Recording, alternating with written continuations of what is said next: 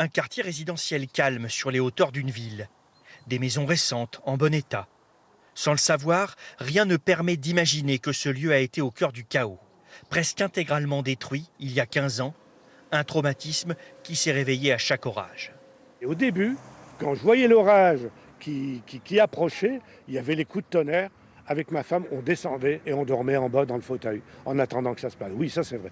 Moins maintenant, ça s'estompe un peu, mais on y pense toujours. Et je crois qu'on ne pourra jamais oublier une catastrophe telle que celle-là. C'est impossible. Certains habitants n'ont plus voulu revenir vivre ici. Mais la vie a repris. En 2 ans, les maisons ont été reconstruites. Les résidents n'ont jamais été seuls.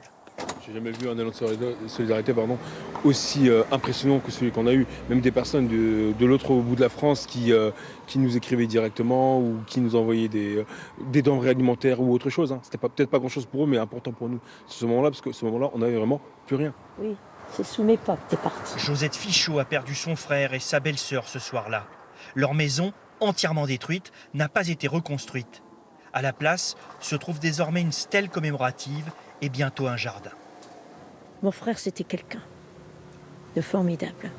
Pour tout, à la portée de tous, il aurait aidé. Et il serait fier aujourd'hui de voir quand même que les gens sont debout. Pour compléter cette reconstruction, un stade devrait prochainement voir le jour dans le quartier. Et on rejoint à Aumont Stéphane Wilmotte, le maire de la ville. Bonsoir Stéphane Wilmotte.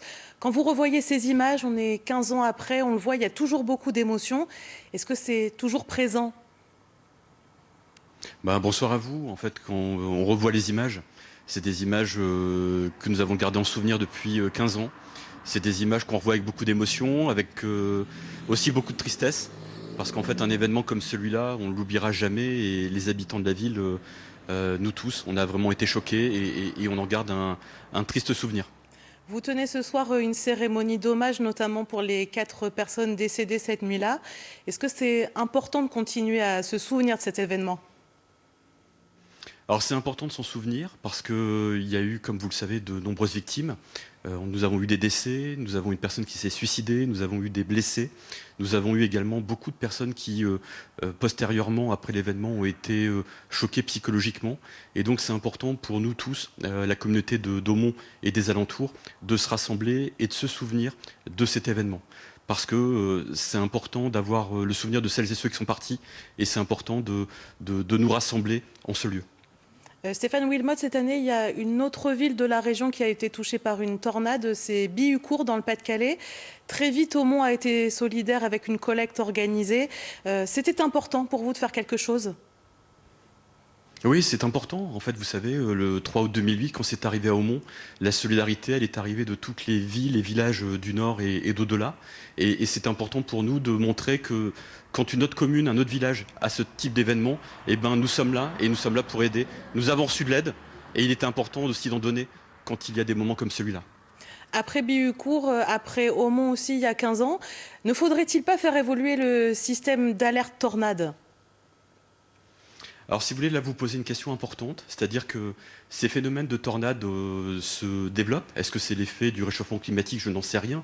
Mais en tout cas, il est important en France d'avoir un système qui permet de prévenir 15 minutes avant, 20 minutes avant, comme ça existe dans d'autres pays en Europe ou notamment aux États-Unis ou au Canada, pour justement prévenir les personnes qu'il y a un risque et qu'elles doivent se protéger.